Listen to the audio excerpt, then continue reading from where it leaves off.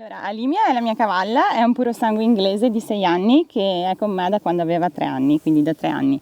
Io sono sempre stata molto appassionata di animali e qualche anno fa per caso, durante una vacanza in Tunisia, ho avuto l'occasione di approcciarmi ai cavalli e da lì è nata una passione che non si è più fermata. Ho preso lezioni di equitazione, ho iniziato ad andare a cavallo finché ho acquistato lei, il mio primo cavallo.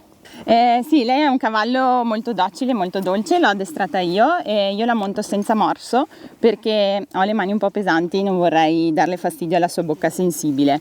E da quando la monto senza morso è molto più disponibile nel lavoro, molto più affettuosa con me, molto più rilassata in generale. Allora, i cavalli possono stare male e ci danno molti segnali che lo dimostrano, possono diventare scontrosi di carattere, possono fare dei gesti tipo mordere, scalciare, sgroppare, impennarsi, sono tutte richieste di aiuto che il cavallo ci fa.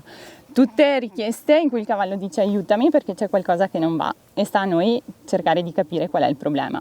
Sì, purtroppo questi atteggiamenti ormai sono normalizzati, nel senso che i cavalli che mordono e tirano indietro le orecchie con fare aggressivo è quasi normale trovarli, però sono tutte richieste di aiuto che il cavallo fa, non sono normali. Un cavallo normale è così, è affettuoso, dolce, gentile, non si arrabbia, non è scontroso. Allora, ci sono molti modi in cui io posso aiutare il cavallo. Tante volte questi atteggiamenti aggressivi o di fastidio che il cavallo ha sono dovuti a tensioni muscolari. Il cavallo è un atleta e la maggior parte del suo corpo è fatta di tessuto muscolare.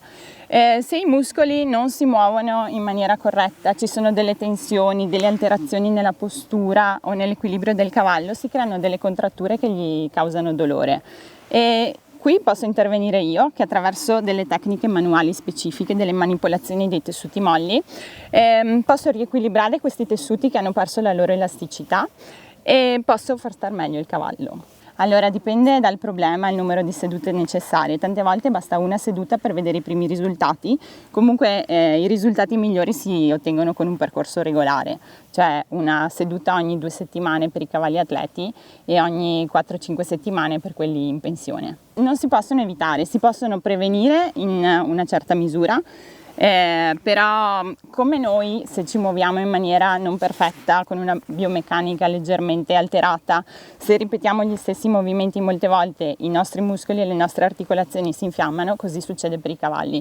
Quindi il percorso di bodywork è un percorso che a me piace dire che è come la manutenzione periodica della macchina, cioè nessuno acquista una macchina oggi e si aspetta che tra 20 anni sia ancora a posto senza avergli mai fatto manutenzione, e così anche per i cavalli. Prima di acquistare un cavallo io imparerei bene ad andare a cavallo, mi avvicinerei al loro mondo con calma e imparando quante più cose possibili, perché comunque avere un cavallo è un impegno grosso, bisogna stargli molto dietro e è un mondo molto diverso dal nostro, bisogna imparare un linguaggio completamente diverso. Detto questo, se c'è la passione tutto è possibile, quindi io inizierei dal basso e dopo da lì si vede come va.